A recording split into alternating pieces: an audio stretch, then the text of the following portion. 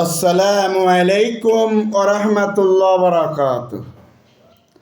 আল্লাহ কবুল কর মাজলুমদের আর্তনাদ, আল্লাহ কবুল কর।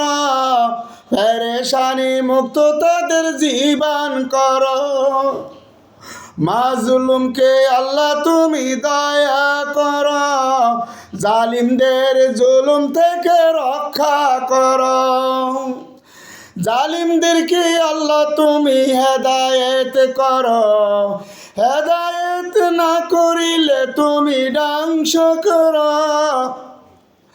মাজলুমকে আল্লাহ তুমি উদ্ধার করো, জালিমদেরকে আল্লাহ তুমি নিপাত করো।